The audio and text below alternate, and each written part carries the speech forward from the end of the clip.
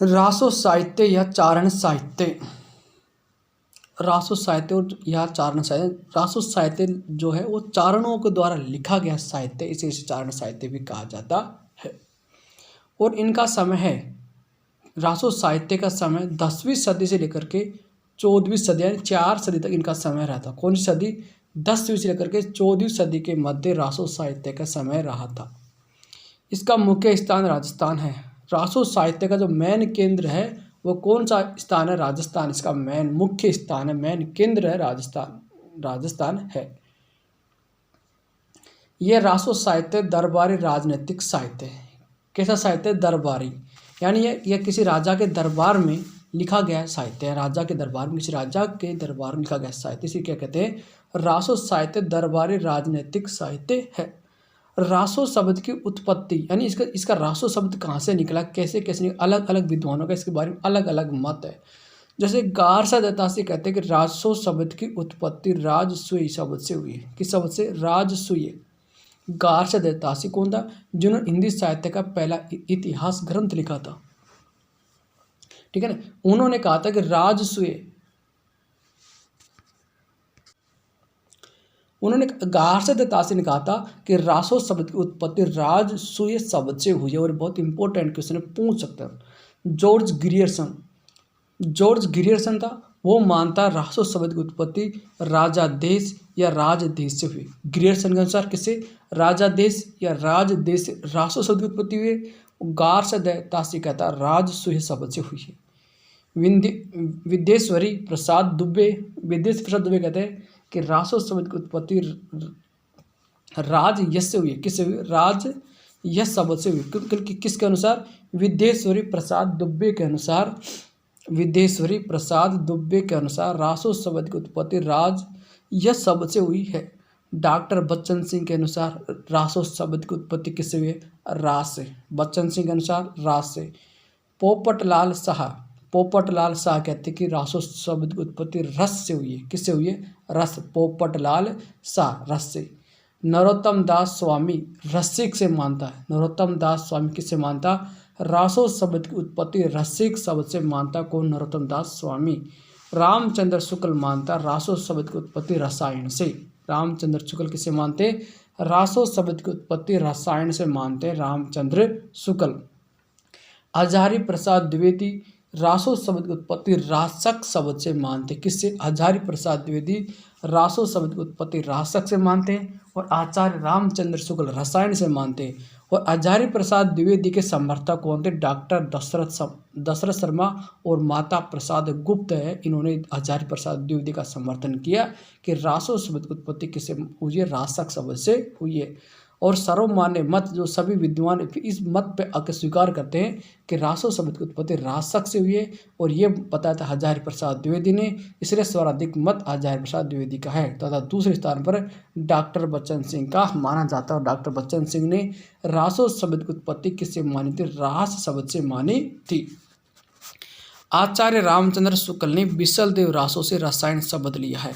और आचार्य जो रामचंद्र शुक्ल था उसके अनुसार रासो शब्द की उत्पत्ति रसायन शब्द से हुई है। और ये रसायन शब्द उन्होंने बिसलदेव रासो से लिया है। कहाँ से लिया? बिसलदेव रासो से लिया। और उसकी एक पंक्ति है कि नालय रसायन आरंभई। क्या पंक्ति है? कि नाल है रसायन आरंभई। ये बिसलदेव रासो की पंक्ति है। और इसमें जो रसायन शब्द आया है, यहाँ से रसायन शब्द आचार्य रामचंद्र शुक्ल ने लिया है। और इसके अनुसार कि रसायन शब्द से ही रासो शब्द उत्पत्ति मानता आचार्य रामचंद्र शुक्ल। अपभ्रंश में 29 मात्राओं का एक छंद था। अपभ्रंश भाषा थी, उस अपभ्रंश भाषा में 29 मात्राओं का एक छंद था। और उस छंद का नाम रास या रासक भी कहते। उस छंद का नाम था रास, उसे रासक भी कहते थे और उस छंद को रास भी कहते थे। किस भाषा का था? अपभ्रंश भाषा था। कितनी मात्राएं थी? 29 मात्राएं थी। रासो कहने से ओज गुण का बोध होता है। कौन सा गुण? रासो कहने से हमारे शरीर में किस गुण का पता चलता? ओज गुण का बोध होता है। अधिकांश रचनाएं ओज गुण में हैं। और जो रासो ग्रंथ लिखे गए वो अधिकांश जो रचनाएं हैं रासो काल में, जो अधिकांश रचनाएं हैं वो किस गुण में? ओज गुण में लिखी गई है। एक समय तक आते आते गेयता प्रधान रचनाओं को रासो कहा जाने लगा। कुछ रचनाओं को एक ऐसा समय है कि जो गेयता मान जो गा सकते हैं, जिनका हम गायन कर सकते हैं, जो गेयता प्रधान रचनाओं को भी रासो कहा जाने लगा। पहली रचना खुमान रासो। कौन सी रचना? खुमान रासो। अब खुमान रास रचनाकार कौन है? दलपति विजय या दलपति विजय है। दलपति विजय या दलपति विजय, इसके रचनाकार एक ही है। दलपति विजय कह दो या दलपति विजय कह दो, ठीक है। अब कैसे याद करेंगे? खुमान। खुमान किसको खुमान मान, जैसे घमंड मान, किस घमंड आएगा? किस खुमान आएगा? जो दल का पति हो जाएगा, एक दल का क्या सेनापति बन गया, तो दल का जो पति होगा उसे क्या हो जाएगा? खुमान हो जाएगा। तो खुमान रासो हो जाएगा दलपति विजय। रामचंद्र शुक्ल इस रचना का समय 9वीं सदी बताते हैं। कौन सी सदी?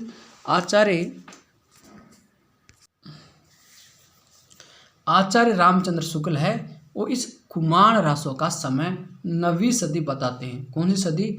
9वीं सदी बताते हैं। जबकि आचार्य आचार्य प्रसाद द्विवेदी ने इसका समय 17वीं 18वीं सदी माना है। 17वीं 18वीं सदी के मध्य माना है। किसने? आचार्य आचार्य प्रसाद द्विवेदी ने। देखो इससे डबल हो गया। रामचंद्र शुक्ल ने तो 9वीं माना, इससे डबल यानी 17वीं 18वीं सदी किसने माना? आचार्य प्रसाद द्विवेदी ने माना।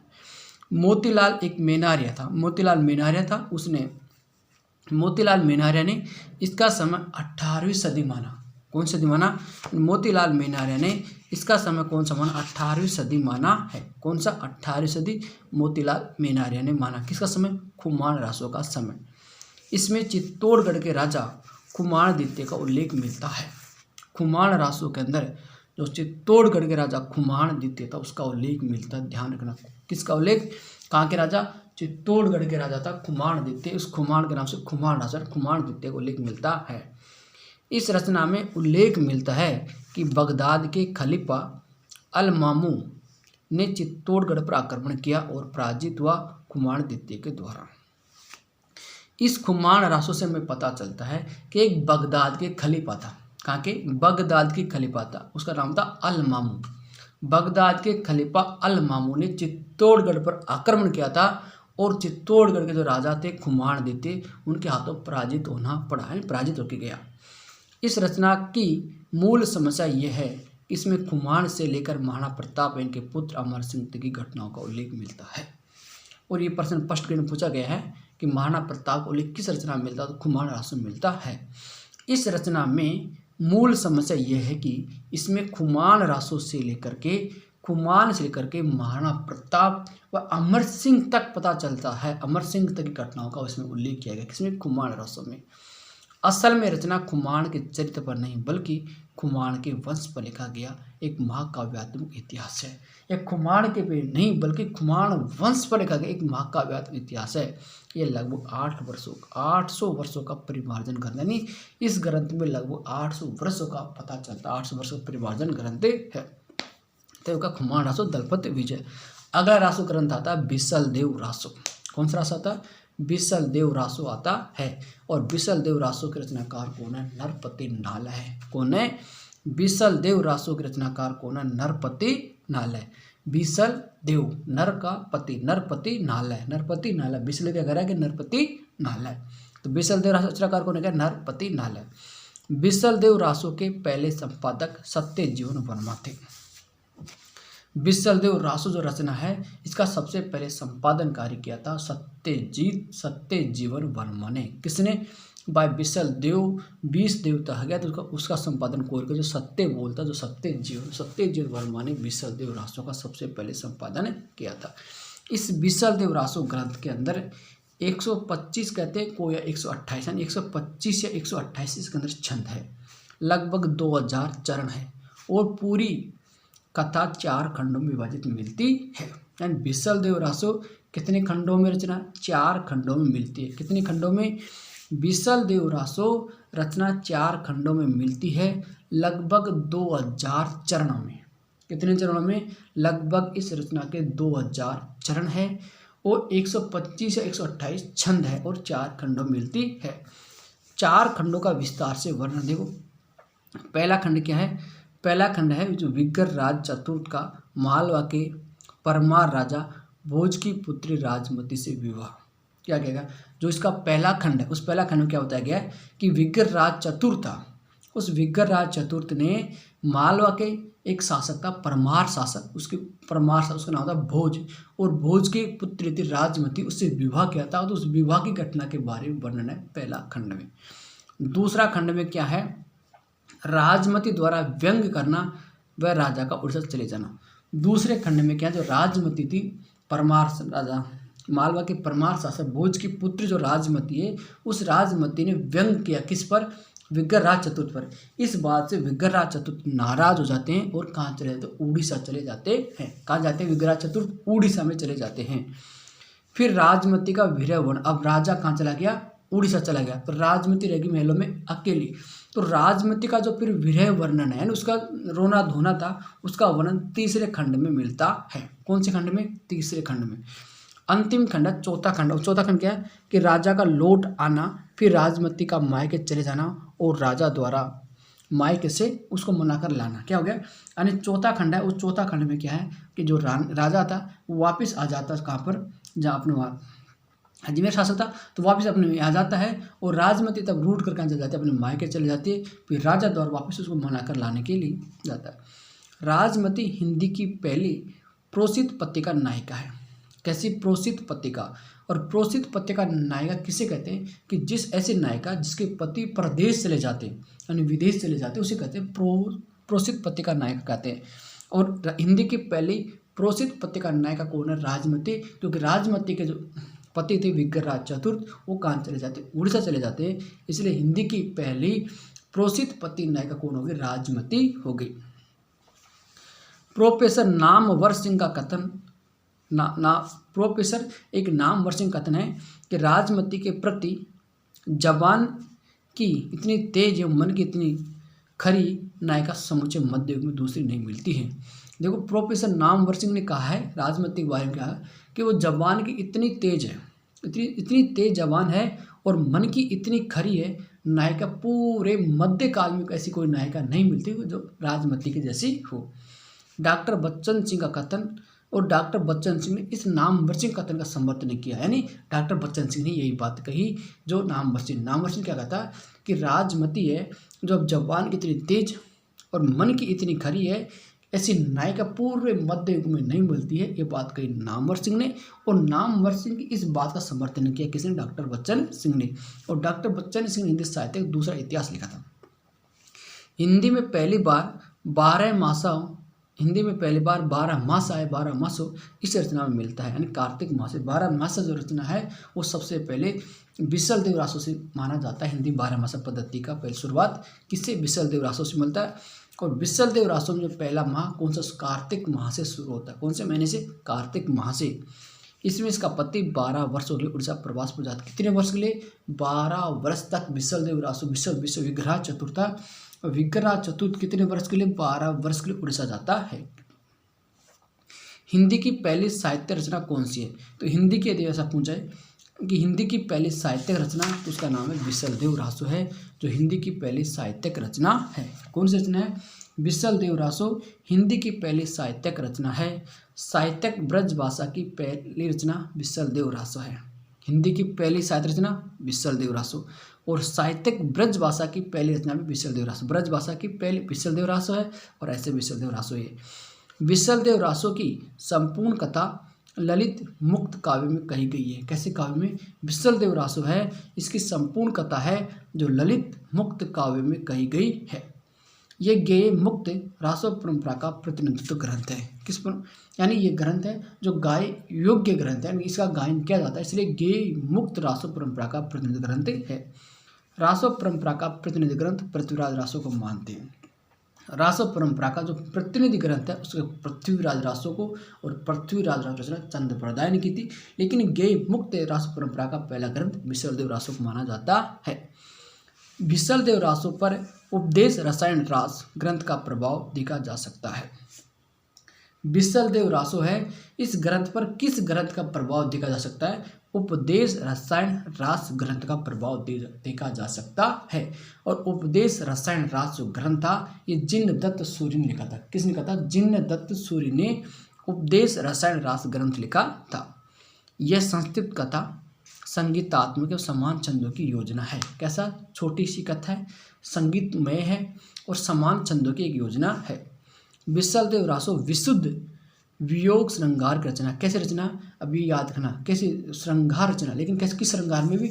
वियोग श्रृंगार प्रधान, श्रृंगार प्रधान रचना है, लेकिन श्रृंगार में पूछा जाए वियोग श्रृंगार, क्योंकि 12 वर्ष तक विग्र राज चतुर्थ उड़ीसा चले जाते हैं, तो 12 वर्ष तक जो रानी है राजमती वियोग में रहती है, इसलिए वियोग श्रृंगार प्रधान रचना मानी जाती है।